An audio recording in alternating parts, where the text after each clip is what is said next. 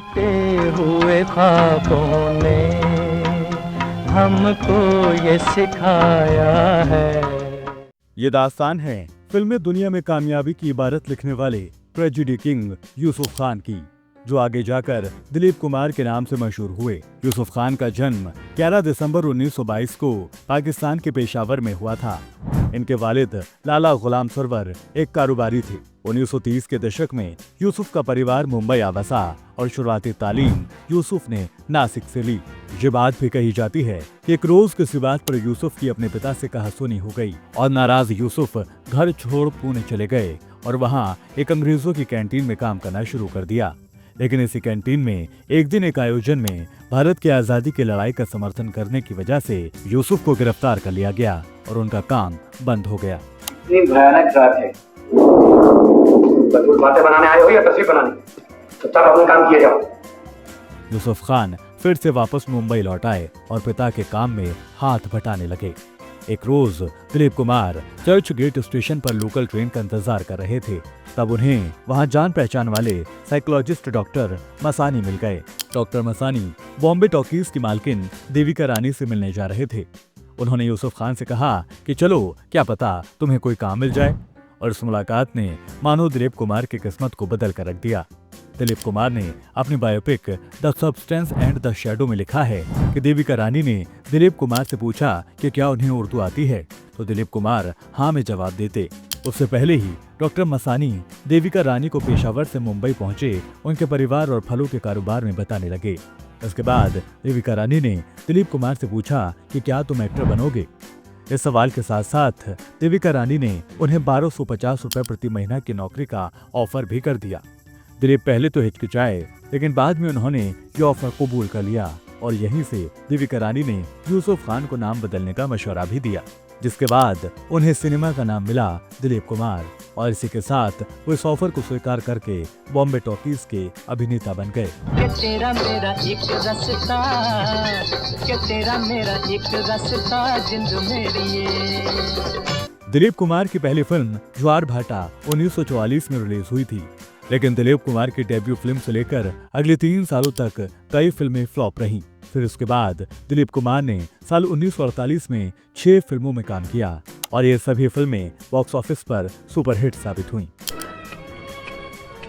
भूख से मर रहे थे तो हम उनके हिस्से का अनाज ऊंचे दामों में बेचकर अपने खजाने भर रहे थे। जब शहर में बीमारी फैली तो हमने दवाइयां छुपा ली और उनके दाम बढ़ा दिए। इसके बाद मानो दिलीप कुमार ने पीछे मुड़कर नहीं देखा। साल 1947 से लेकर 1967 तक इन 20 सालों में दिलीप कुमार ने बेहतरीन फिल्मों की झुर्री लगा दी।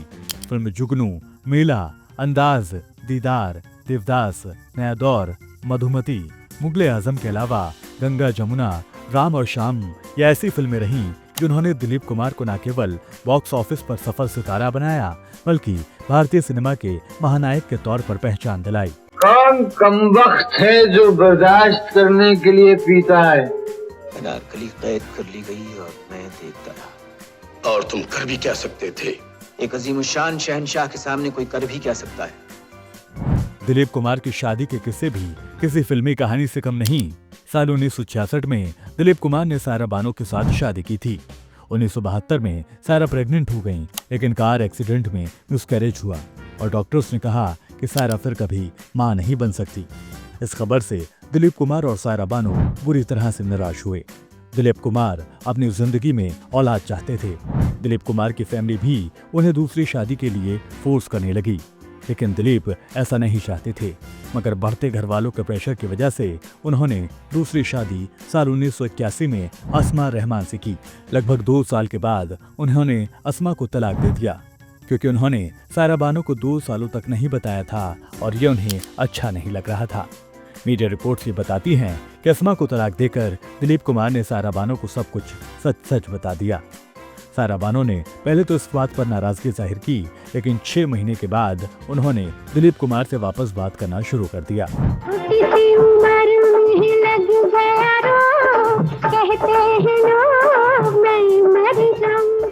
दिलीप कुमार ने सिनेमा को अपनी फिल्मों और अपनी एक्टिंग के दम पर एक अलग पहचान दिलाई। कहा जाता है कि दिलीप साहब के नाम पर अब तक का सबसे ज्यादा पुरस्कार जीतने का विश्व रिकॉर्ड बन चुका है। 5 दशक के लंबे करियर में दिलीप साहब ने कई अवार्ड्स जीते। इसमें 8 Filmfare awards best actor के तौर पर मिले, एक फिल्म फेयर का lifetime achievement award, national film award, Padma Bhushan, Padma Vibhushan, Dadasaheb Phalke award और पाकिस्तान सरकार द्वारा दिया जाने वाला सर्वोच्च नागरिक सम्मान निशान पाकिस्तान भी शामिल है।